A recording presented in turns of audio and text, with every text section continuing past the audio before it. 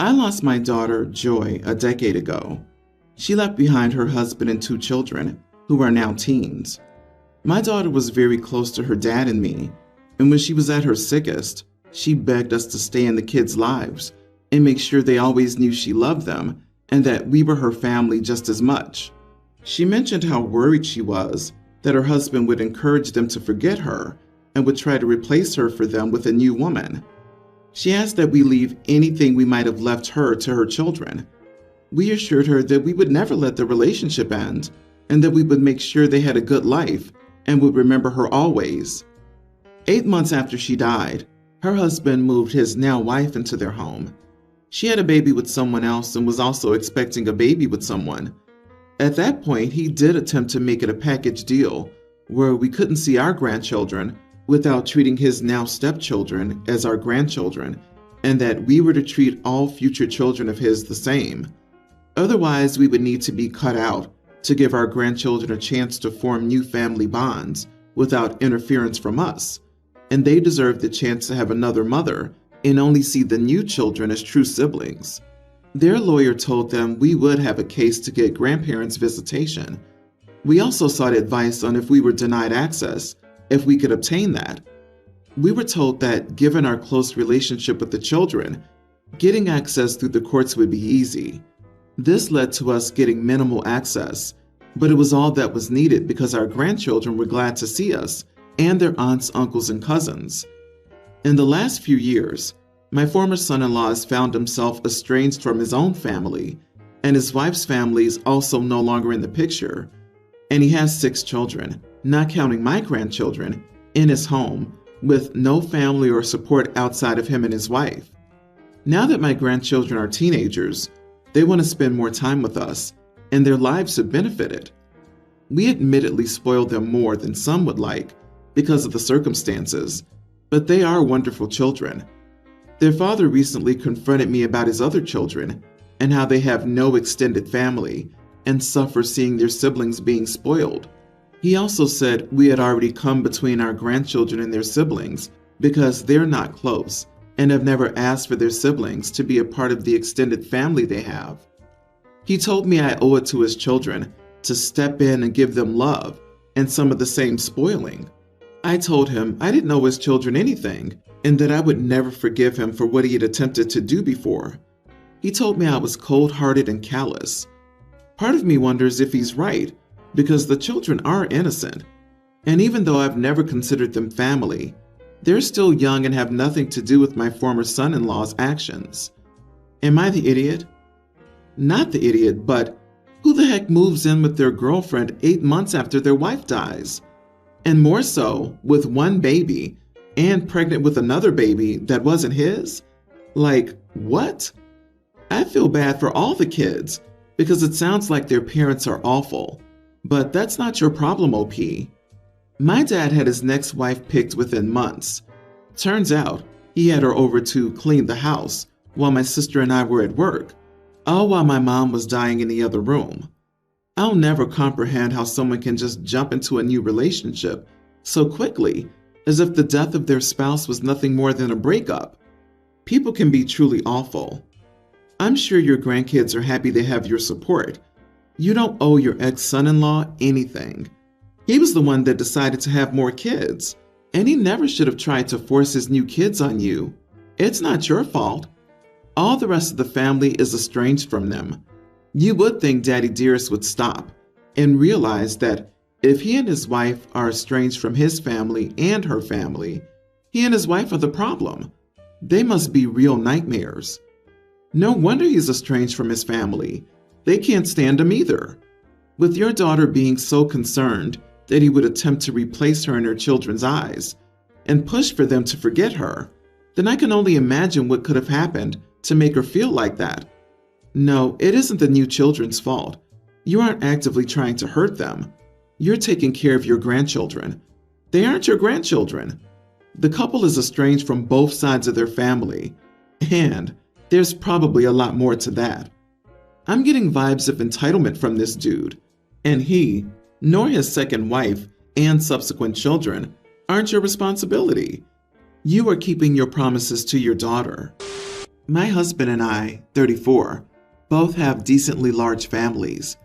On occasion, I'll host family get-togethers for everyone to catch up on things, drink, or just hang out.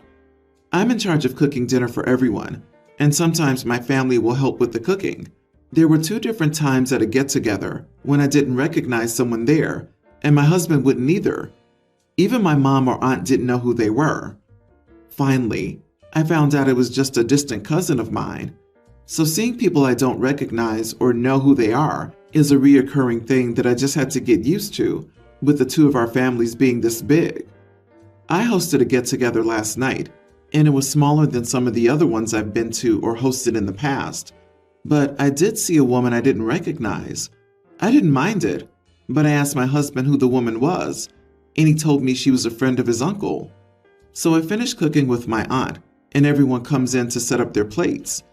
The family friend approached me and asked me if I had made anything without gluten. I apologized and told her no, I didn't. She asked me if I could make her something, and I told her it took me nearly the whole day to cook, and that I just wanted to sit down and relax now. She got defensive and said that if I was making dinner for all of these people, that there should be at least someone else that's gluten-free. I told her that there was no one I know in my family with gluten intolerance, and if I knew she would be here, I would have made something for her. She yelled at me, saying that I ruined this for her, which I was confused about. Ruined what? And that she would never come back here. My husband's uncle came in and told me that I should just make her something to eat and to just get it over with. And I told him no, she could eat whenever she has an opportunity to. I don't want to make her sick, and that I'm tired and finished cooking for the night.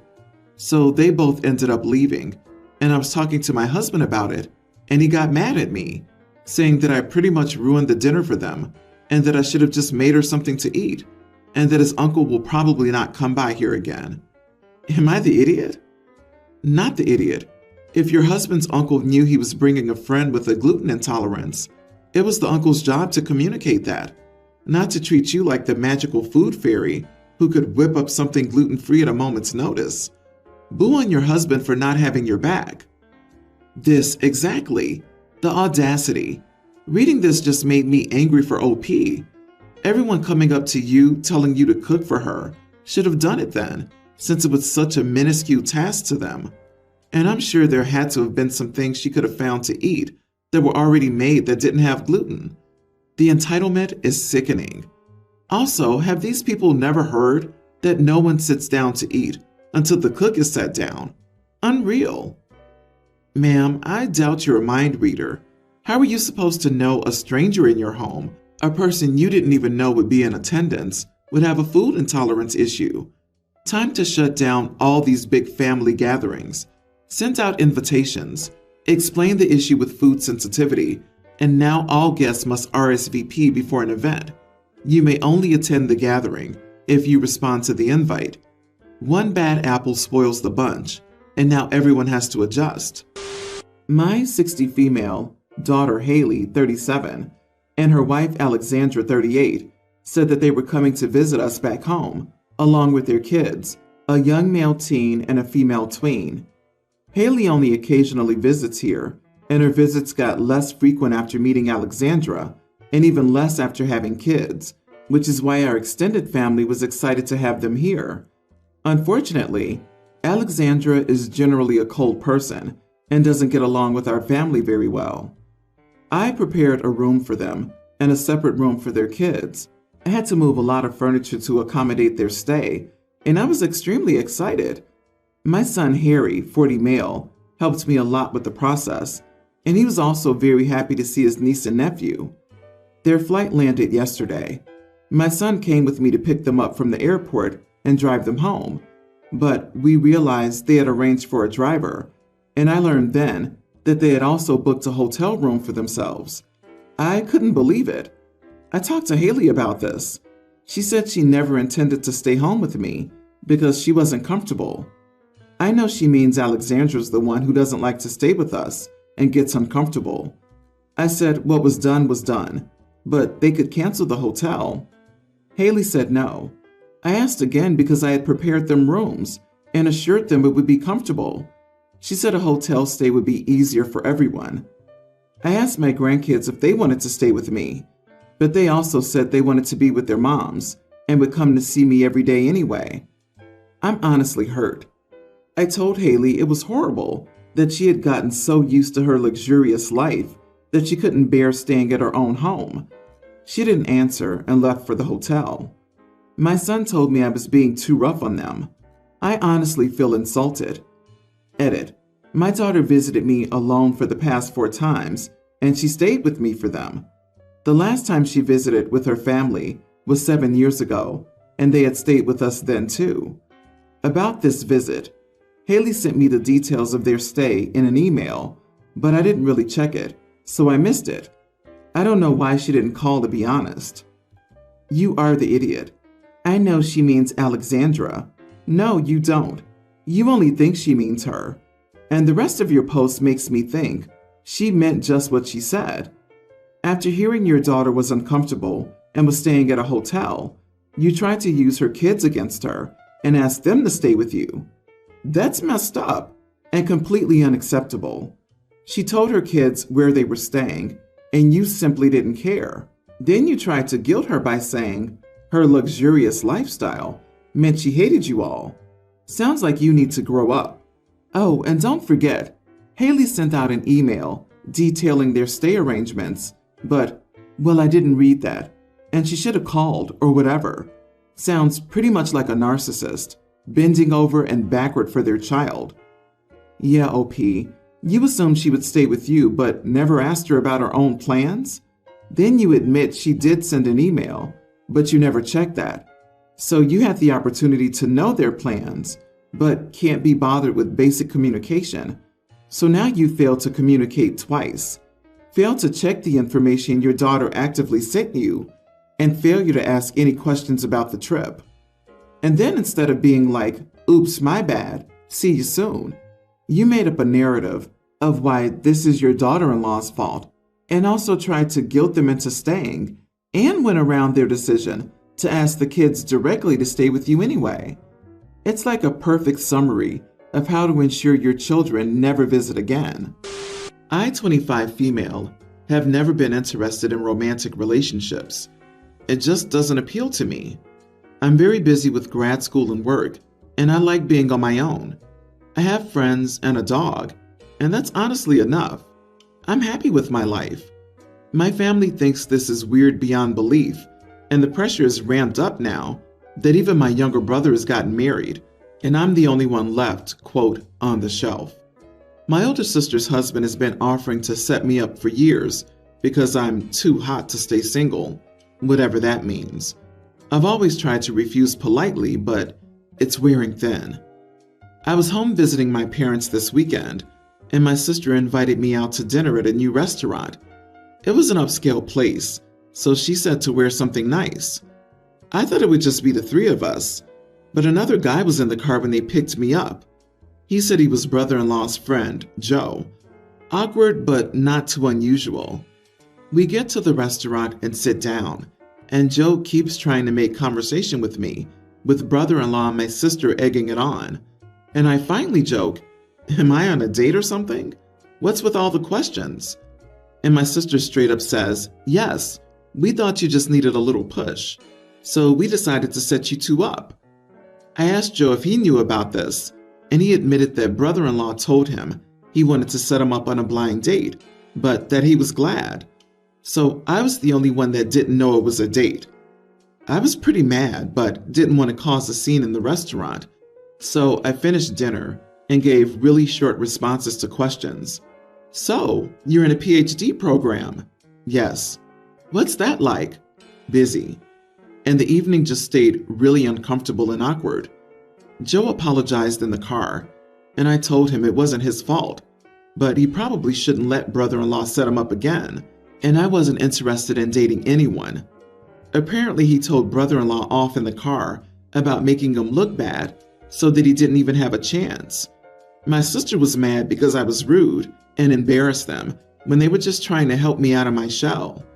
My parents think I should have just appreciated the gesture and given Joe a chance because you never know, and they want me to apologize. Not the idiot. What is with people thinking single women need to be in a relationship? I had a coworker's husband say that I needed a husband. Why? I'm quite happy with my life. I've dated and all have ended badly. Not interested. Did you tell the coworker, I need a man like a fish needs a bicycle, to quote a famous feminist? They knew your boundaries. They broke them. Knowing them at that, I could assume had you been a bit more polite and engaging with him, they would use that as reasoning to set you up more. Your sister and brother-in-law are upset because they looked bad to Joe, because they clearly misled him some as well and didn't want to own up to that. OP, this may be a shocker to your relatives, but dating is supposed to be a consensual activity. Consensual dating? What a concept! But seriously, going on a blind date is bad enough, but having one set up for you as a surprise? No thank you. And even worse, set up by people who know you aren't interested. That's like giving an atheist a Bible for their birthday. Earlier today, my tween daughter wanted to go to the park after she got out of school, so I agreed to take her. Our park has one of those zip line rides, my daughter's favorite, so she immediately ran to ride it. The second she got on and started riding, a little boy, toddler, ran in front of her, and she collided with him, knocking him over. He started screaming, and his mom ran over to pick him up. My daughter apologized profusely and said it was an accident and she didn't see him, but the mom scolded her for not paying attention and said she seriously injured the kid. My daughter started crying, and I felt like the mom was being too aggressive, especially saying that the kid was seriously injured since he didn't have a scratch on him. So I stepped in and told the woman not to yell at my kid over a simple accident. She said I'm a lazy mom for not teaching my kid to pay better attention, and my daughter's too big to be playing on the playground as it is.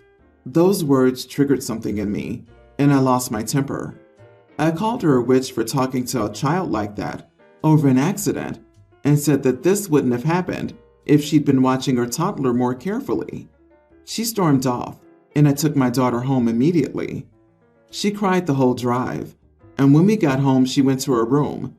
I came in to talk to her about what happened, and she said that what the woman said hurt, but I was worse because I embarrassed her by being a Karen. I must admit that I was a bit shocked to hear that. I thought she'd be glad that I defended her. Am I the idiot for how I handled this? Not the idiot.